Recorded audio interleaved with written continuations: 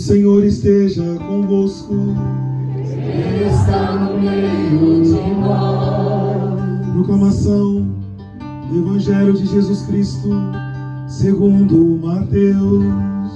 Glória a vós, Senhor. Naquele tempo, vendo Jesus as multidões, compadeceu-se delas, porque estavam cansadas e abatidas, como ovelhas que não têm pastor. Então disse Jesus a seus discípulos: a messe é grande, mas os trabalhadores são poucos. Pedi, pois, ao dono da messe que envie trabalhadores para a sua colheita. Jesus chamou os 12 discípulos e deu-lhes poder para expulsarem os espíritos maus e para curarem todo tipo de doença e enfermidade. Estes são os nomes dos 12 apóstolos. Primeiro, Simão, chamado Pedro, e André, seu irmão, Tiago, filho de Alfeu, e seu irmão João, Filipe e Bartolomeu, Tomé e Mateus, o cobrador de impostos, Tiago, filho de Alfeu, e Tadeu, Simão, o zelota, e Judas Iscariotes, que foi o traidor de Jesus. Jesus enviou esses 12 com as seguintes recomendações: não deveis ir aonde moram os pagãos, nem entrar na cidade dos samaritanos. Ide antes as ovelhas perdidas da casa de Israel. Em vosso caminho anunciai: o reino dos céus está próximo. Curai os doentes, ressuscitai os mortos, purificai os leprosos, expulsai os demônios. De graça recebestes, de graça deveis dar. Palavra da salvação. Glória a vós, Senhor. Rogai por nós, Santa Mãe de Deus, Para que sejamos dignos das promessas de Cristo. quero louvar de início e agradecer a Deus. E muitas vezes não planejamos as coisas e Deus nos surpreende com a sua infinita misericórdia. Na noite de quarta-feira, então, tem toda uma preparação espiritual, porque é a noite de cura, uma noite de louvor, onde nós rezamos, pedindo que Deus possa curar as pessoas da enfermidade da alma, do corpo, enfim. Um pouco falamos sobre isso. Foi a liturgia nos apresentava domingo passado, Jesus como medicina de Deus, em sua infinita misericórdia. E na providência de Deus, no final da homilia do domingo passado, nós começamos a rezar, e aí, num dado momento, o Senhor dava uma imagem em oração, como que o sangue dele sendo derramado sobre todos nós. E aí, tinha um jovem que estava aqui do lado direito, que há mais de uma semana ele estava sofrendo com dores muito fortes no rim, e ele mostrou umas fotos, depois de tudo, que ele ia urinar, saía sangue, uma situação, um sofrimento bem difícil. Ele no médico, fez alguns exames, mas não tinha resolvido a situação. E foi muito bonito, porque no momento de oração, foi proclamado que Deus estava curando uma pessoa, e eu achei mais interessante que não era questão de uma cura física em si, mas era uma cura espiritual, daquilo que o Evangelho também fala hoje, né? Deus nos concedeu essa autoridade espiritual. Então, no momento que foi proclamado isso, ele tinha vindo a primeira vez aqui, nunca tinha vindo aqui a missa ao domingo, aí ele sentiu um forte calor nessa região toda, aqui assim do lado direito, começou a chorar muito, e tomou posse de Deus, sabendo que Deus fez essa cura espiritual, teve um fruto no seu físico também. Depois ele se aproximou, né? Ele é bem pequenininho assim, né? Falou: pai, eu sou o homem lá que foi falado lá do rim. Eu creio que eu fui curado em nome de Jesus. Nós vamos aplaudir a Deus pela sua misericórdia. Deus incansável no seu amor para conosco. Nós estamos continuando hoje a leitura do Evangelho de São Mateus, esse tempo litúrgico do ano A, essa leitura aqui do Evangelho de Mateus que a igreja vai nos apresentando. E na semana passada nós ouvimos que Jesus passou e, num ato de misericórdia, chamou Mateus ao seu seguimento. Depois sentou-se à mesa com eles e teve todo aquele questionamento por lado dos Fariseus, como pode esse homem sentar com esse tipo de gente? Enfim, continuando esse texto, e à luz da primeira leitura de hoje também, os textos bíblicos que ouvimos nesse 11º domingo do tempo comum, ajudam-nos a compreender uma realidade da igreja no mundo atual. A primeira leitura que nós ouvimos em Êxodo 19, versículo de 2 a 6, mostra claramente, evoca a aliança estabelecida de Deus para com seu povo junto do Monte Sinai. Moisés subiu, recebeu as tábuas da lei, desceu e aos pés da montanha, em nome de Deus, ele é o intermediário de Deus, então Deus faz essa aliança com o seu povo. Eu serei o vosso Deus e vocês serão o meu povo para sempre.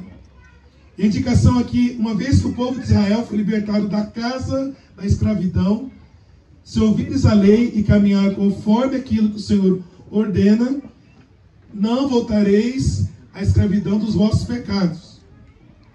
Então essa aliança que Deus faz aos pés do Monte Sinai, durante o êxodo do Egito, essa saída da terra da escravidão para a terra da liberdade. O Evangelho aqui em Mateus 9, capítulo 36, que vai seguindo até o capítulo 10, versículo 8, nós temos aqui que ele é constituído pela narração do chamado dos 12 e também da missão dos apóstolos. Então nós encontramos aqui, irmãos e irmãs, representada a constituição da igreja, que vai começar a caminhar depois que vem o Espírito Santo proclamando as maravilhas de Deus por todos os cantos e lugares. E meditando um pouco com alguns santos da igreja, uma pergunta que eles fazem em relação ao Evangelho de hoje, que traz uma luz para mim e para você também. A partir do Evangelho de hoje, do chamado dos 12, e de primeiro as ovelhas perdidas da casa de Israel, depois vocês vão a todos os povos, raças, línguas e nações, ouvindo esse chamamento dos 12, como não sentir um convite explícito, dirigido no hoje da nossa existência humana, a um renovado ardor vocacional na prática da fé em nosso dia a dia? E o cenário é esse: Jesus, ele se depara com pessoas que estão abandonadas, com pessoas que estão desprovidas do acompanhamento à luz da fé, e ele não se conforma com aquilo. É como Jesus fica inconformado com essa realidade. E por isso ele vai chamar os 12, porque ele está vendo, quando ele diz, estão como ovelhas perdidas, da casa como ovelhas perdidas, ele está relembrando lá atrás Ezequiel, quando fala dos maus pastores, que não acompanham, que não cuidam das suas ovelhas. E Jesus vai dizer, elas estão abatidas, estão precisando de alimento espiritual.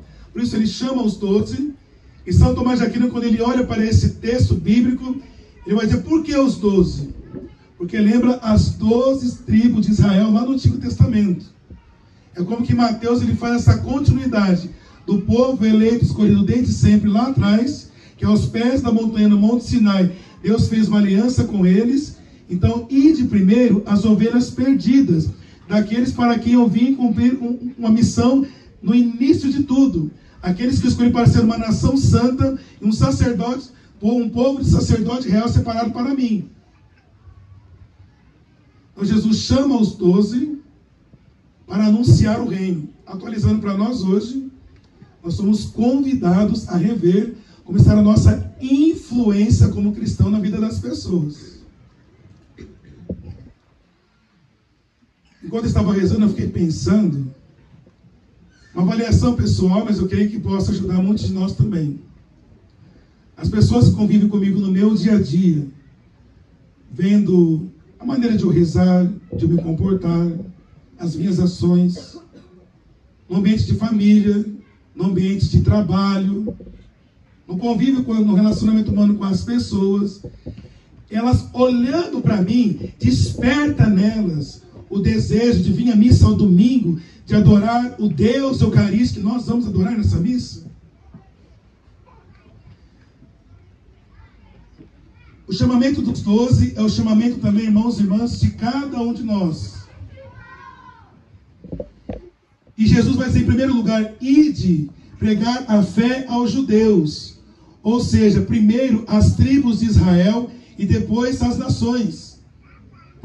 Por que Mateus apresenta Jesus dizendo isso? Tomás de Aquino vai dizer que porque o evangelho tem que chegar a todos. Então, vamos começar de dentro da casa e a partir daqui de dentro alcançar todas as pessoas que precisam ser batizadas em nome do Pai, do Filho e do Espírito Santo, para que se tornem conosco também autênticos seguidores da pessoa de nosso Senhor Jesus Cristo.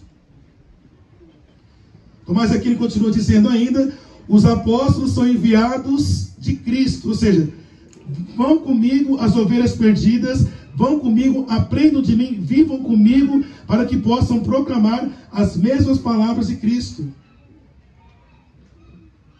Graças a Deus, que tem um privilégio todo domingo, tem a graça de batizar uma criança aqui. Às vezes 2, 3, enfim.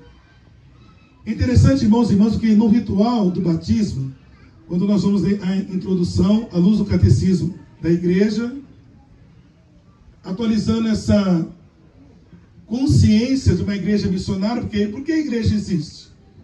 Existe com a finalidade da salvação das almas. A síntese da introdução no ritual do batismo é essa: que cada batizado é chamado a ser um outro cristão na realidade do mundo atual. E aqui nós não tem como passar despercebido as palavras, as orações e o apelo do nosso querido e amado Papa Francisco, que somos chamados a ser uma igreja em saída. Ou seja, a experiência que nós vivemos hoje com Cristo, na escuta da sua palavra, que desperta a fé, é lâmpada para os nossos pés, luz para o nosso caminhar, a experiência de receber o corpo amado, eucarístico do nosso Deus, Deus que desce à terra e vem habitar no tabernáculo do meu coração, vem morar dentro de mim. Essa não é experiência qualquer. Ser cristão, católico, apostólico, romano, não é pouca coisa não. Aliás, dizia Dom Cipriano Chagas, um monge que trouxe o início da renovação carismática do Brasil através do Rio de Janeiro, ele dizia que é como ter um poder de Deus em nossas mãos para influenciarmos essa sociedade e marcarmos essa geração, que cada dia mais parece que vai declinando para o vale da sombra da morte, e nós, como batizados, vamos chamar a ser luz em meio às trevas. No sábado de manhã, eu estava saindo da academia, aí o dono lá falou assim: já vai, né? Hoje queria fazer um pouco mais, mas não vou conseguir, tem uma missão no presídio. Rapaz, tu não tem medo não? Agora eu olhei para ele, eu tentei entender o que ele estava pensando, dei um sorriso e fui embora. Mas aquilo ficou matutando o dia todo depois, né? Você não tem medo? Você não tem medo? Você não tem medo? E depois da experiência que nós vivenciamos lá, e rezando ontem, preparando essa missa também, eu rezava diante do Santíssimo, rezava conversando com o Senhor Jesus. Falei: Senhor, a questão não é ter medo de ir ao presídio, mas que eu tenha medo de me acostumar a ver as almas se perdendo e no abismo do inferno e ficar morno e não fazer nada, para que elas conheçam o Cristo que eu adoro todos os dias aqui no tabernáculo.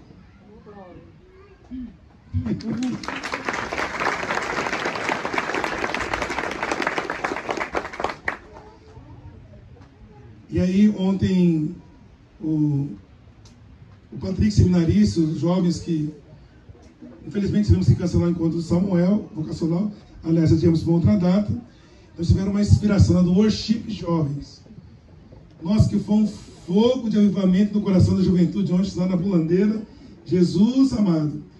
E aí, olha como são as coisas. Fomos no presídio, evangelizamos, e a Silene está aqui, né? Tanto que o coração da aliança nos presídios aqui do Cariri. E o diretor do presídio, o policial, ele foi tão impactado na missa que celebramos sexta-feira, o Sagrado Coração de Jesus, que ele pediu o nosso contato, o endereço, e de repente, ontem à tarde, isso que do nada, chega um carrão da polícia bem grande lá. Pensa os meninos da escola de ação. Patrick, a polícia está aí, o que a gente faz? Né? E o Patrick já pensando que a gente trabalha com pessoas em situação de rua, né? Nossa, nome de quem que eu tenho que falar agora? O que eu vou fazer, né? Aí desceu lá esse policial e falou: olha, eu fui muito tocado pela graça de Deus na missa ontem. Aí trouxe aquele carro de polícia grandão, cheio de alimento, providência, um monte de coisa.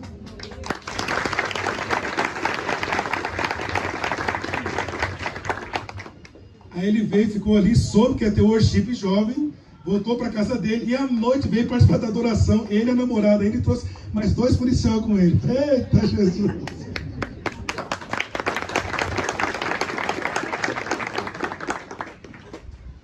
Isso é uma experiência que me faz pensar a entrega da minha vida como padre, mas deve iluminar a cada um de nós também, numa realidade prática, concreta de vocês. Peraí, como que está sendo o meu testemunho da vida de Cristo? E aqui eu gosto muito dos textos, me ajuda muito a rezar quase todos os dias, de um padre do Opus Dei, que meditando o Evangelho de hoje, ele vai dizer assim: as palavras do Senhor têm plena atualidade nos nossos dias. Há searas inteiras que se perdem porque não há quem as recolha. Daí a urgente necessidade de cristãos alegres, eficazes, fiéis à igreja, conscientes do que tem entre as mãos. E isso diz respeito a todos nós, pois o Senhor necessita de todos. Por isso, comece pelas ovelhas perdidas da casa de Israel e vai saindo para todos os povos, raças, línguas e nações. Pois o Senhor necessita de todos, o Papa, os padres, bispo e todos nós, povo de Deus. Trabalhadores e estudantes que saibam levar Cristo à fábrica e à universidade, com seu prestígio de bons profissionais e com seu apostolado. De professores exemplares que ensinem com sentido cristão, que dediquem generosamente o seu tempo aos alunos e sejam verdadeiros mestres. De homens e mulheres consequentes com a sua fé em cada atividade humana. De pais e mães de família que se preocupem verdadeiramente com a educação religiosa dos seus filhos. Que intervenham nas associações de pais dos colégios, nas associações de bairro. Perante tanta gente desorientada no mundo atual, vazia de Deus, cheia somente de bens materiais ou desejo de possuí-los, não podemos ficar à margem. Ficar à margem sobre uma camada de indiferença, ou com as pessoas que no fundo de suas almas estão sedentas e quer que alguém fale de Deus e das verdades que dizem respeito à salvação. Eu concluo aqui com um texto também do Papa Bento XVI, que ele diz assim, sobre o Evangelho de hoje: em Cristo Jesus, nós somos o povo santo. Que a primeira leitura diz, né? Da raça eleita, o povo escolhido, uma nação santa. Então, em Cristo Jesus, eu, Padre Rodrigo, você, meu querido, minha querida, nós somos esse povo santo, chamados com autoridade espiritual que nos foi dada no santo batismo, a curar os males dessa geração. E como concretamente nós vamos curar tantos males que o mundo se apresenta? Diz o Papa: portanto, nosso primeiro dever, precisamente para curar o mundo, é o de sermos santos, em conformidade com Deus. Desse modo, de nós emana uma força santificadora e transformadora, que age também sobre os outros, sobre a história. A esse respeito, continua o Papa dizendo, é útil refletir que os 12 apóstolos não eram homens perfeitos. Eu vou esperar ser bem santinho para evangelizar alguém. Imagina, talvez Jesus vai voltar e não vai ter evangelizado ninguém. A esse respeito, é útil refletir que os 12 apóstolos não eram homens perfeitos, escolhidos por sua irrepreensibilidade moral e religiosa. Eram crentes, irmãos e irmãs, como eu e você, sim, cheios de entusiasmo e de zelo, mas ao mesmo tempo marcado pelos seus limites humanos, às vezes até graves. Portanto, Jesus não os chamou porque eram santos, completos e perfeitos, mas para que tal se tornasse, assim eu e você também, para que fossem transformados para mudar também a história. Eu encerro aqui com a segunda leitura de hoje. Na segunda leitura, ouvimos a síntese do apóstolo Paulo.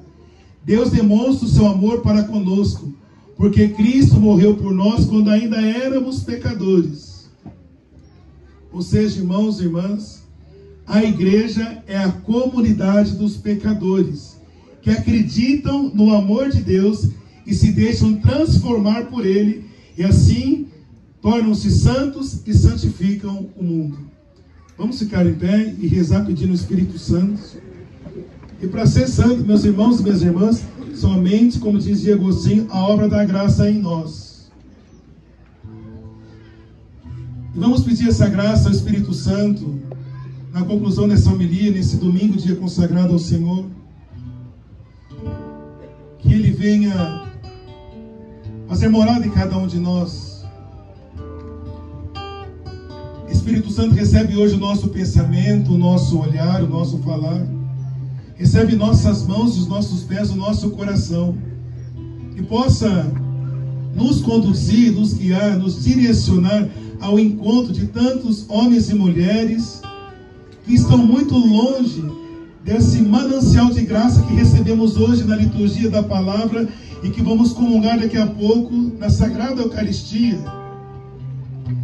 Espírito Santo, torna-nos homens e mulheres conscientes que nós somos a igreja em saída ao encontro dos corações que estão tão distante da Tua presença, tão distante da Tua palavra. E aqui eu quero louvar e exaltar o nome do Senhor, porque quantos não estão aqui nessa missa hoje, porque viram um testemunho de um amigo, de uma família, viram uma postagem no Instagram, no Facebook, um comunicado pelo WhatsApp, foram alcançados por essa graça e hoje estão aqui. Mas, irmãos e irmãs, tem muitas pessoas que precisam ser alcançadas pela graça de Deus. E é a obra do Espírito Santo em nós, por isso, abra o teu coração. Permita que o Espírito Santo, com a luz do céu, possa vir agora permear toda a tua consciência, iluminando a inteligência e trazendo fogo de Deus na nossa vontade, desejo do céu. Que o Senhor possa nos abraçar nessa manhã, ao ponto de não nos conformarmos da maneira que o mundo vai caminhando para a ruína e perdição, uma vez que nós seguimos aquele que é o Salvador, que marca no madeiro da cruz a história da humanidade. Vai pedindo, meu querido, vai rezando, minha querida, faz a sua oração nesse momento, pedindo ao Senhor que eu não seja indiferente à gravidade que vai se encaminhando a humanidade, mas que eu possa, repleto e cheio do Teu Espírito Santo, dar um testemunho da alegria de ser seguidor de Jesus, a alegria do Evangelho. Dá-me graça, Senhor, de ser um influenciador da misericórdia, onde eu encontro fragilidade, fraqueza e pecado, que eu possa deixar transpassar em mim a luz eterna de Deus, alcançando o abismo da escuridão da humanidade.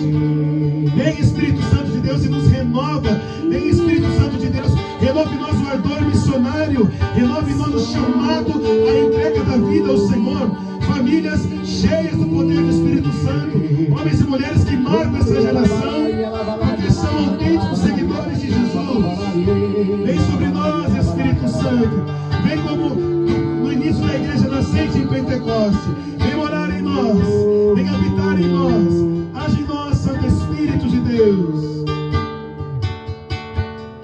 Vem, Espírito.